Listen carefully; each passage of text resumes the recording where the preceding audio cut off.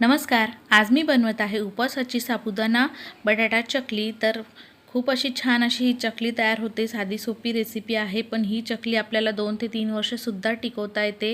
याच्यात अजिबात तेलाचा वापर केलेला नाही आहे. बघा तुम्ही किती सुंदर अशी चकली तयार झालेली आहे. चवीलाही तितकीच छान, बनवायलाही सोपी. तर चला मग बनवूया उपवासाची साबुदाणा बटाटा चकली. तर इथे मी घेतलेले आहे 1 किलो साबुदाणे. साबुदाणे एका मोठ्या बाउलमध्ये काढून घेतले. त्यानंतर आपल्याला स्वच्छ 2-3 वेळा हे धुवून घ्यायचे आहे. त्यानंतर अर्धा इंच पाणी वर येईल इतकं पाणी आपल्याला टाकायचं आहे आणि साबुदाणा आपल्याला भिजवायचा आहे रात्रभर, साधारण 8-10 तास 12 तास असं भिजून घ्यायचा. तर यावर आता मी झाकण ठेवून भिजून घेते. इथे मी रात्री 9 वाजताच भिजायला टाकलेलं आहे आणि आता सकाळी मी इथे 8-9 वाजता बघणार आहे बघा.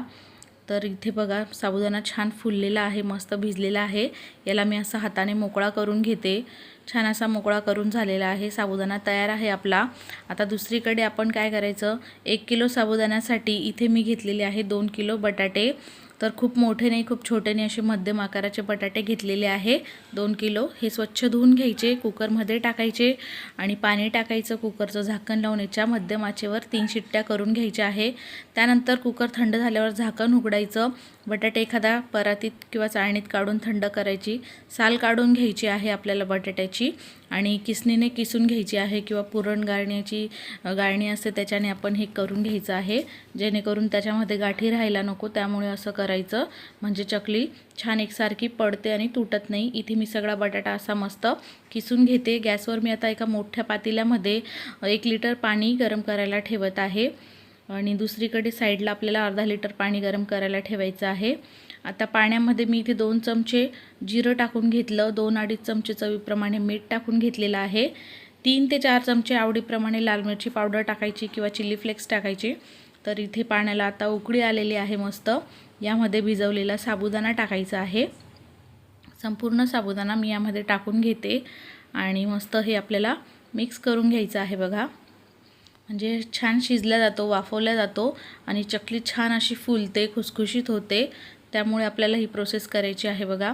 मस्त छान मिक्स करून घेतलं. झाकण ठेवून 5 मिनटं लो फ्लेमवर वाफवून घेतला. नंतर पुन्हा झाकण काढायचं आणि खालीवर करत हा आपल्याला मस्त फुलून घ्यायचा आहे, असा ट्रान्सपरंट होईपर्यंत. आता याच्यामध्ये मी थोडंसं पाणी टाकते. आता गरजेप्रमाणे आपल्याला थोडं थोडं पाणी टाकायचं आहे अंदाज घेऊन. तर इथे मी पाणी टाकून घेतलं आणि झाकण लावून पुन्हा आपण 5 मिनटं वाफून घ्यायचं लो फ्लेमवर आणि झाकण काढायचं. पुन्हा एकदा खालीवर करून घ्यायचं आहे. गरज वाटली तर थोडं पाणी पुन्हा घालायचं, असं खूप घट्ट व्हायला नको. तर बघा असं मी पुन्हा 1-2-4 मिनटं वाफ काढून घेतली आणि साबुदाणा छान असा शिजतोय, छान ट्रान्सफर झालेला आहे. इथे मला 1.5 लिटर पाणी लागलेलं आहे. मी 2-3 वेळामध्ये थोडं थोडं पाणी टाकलं. तर आता इथे साबुदाणा छान शिजला की यामध्ये बटाटा टाकून घ्यायचा, उकडून जो आपण किसून ठेवला तो. सगळे बटाटे आपण यामध्ये टाकून मिक्स करून घ्यायचे आहे. तर इथे तुम्ही चमच्याने किंवा ज्याच्याने आपण खिशी घेतो, तो घोटे असतो, त्याच्याने आपण मिक्स करू शकतो.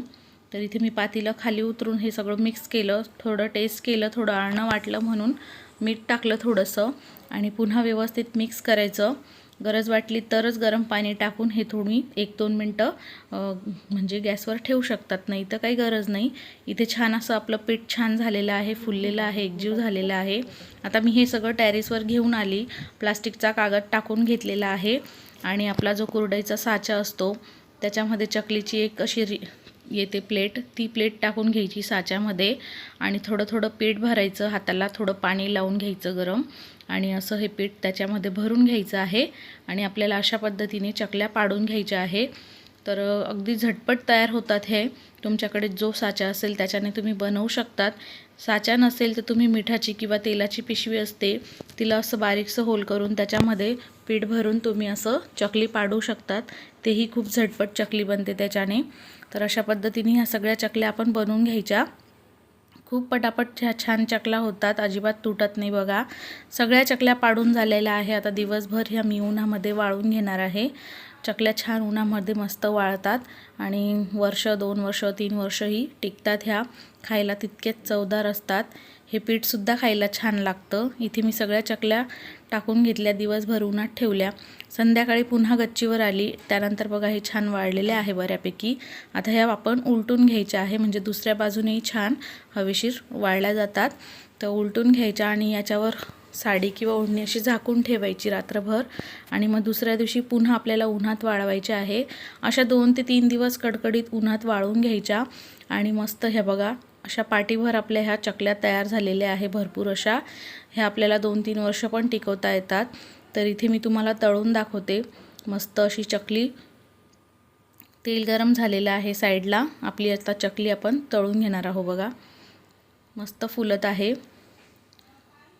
खूप छान फुललेली आहे, खायलाही खूप रुचकर आहे आणि बघितलंच तुम्ही बनवायलाही किती सोपी आहे, कोणीही बनवू शकणार ही चकली. तर अशा सगळ्या चकल्या आपल्याला बघा 1-2 वर्ष स्टोअर करता येतात. इथे मी 10-12 चकल्या तळून दाखवते. उपवास असेल तेव्हा तळून खा किंवा मुलांना आवडत असेल तर तळून खा. कुरकुरे वगैरे बाहेरचं देण्यापेक्षा असं घरगुती पदार्थ करून मुलांना खाऊ घाला. मुलंही आवडीने खातात, माझ्याही मुलांना खूप आवडतात. तर अशा ह्या चकल्या मी तळून घेतलेल्या आहे. बघा मस्त छान फुललेले आहे.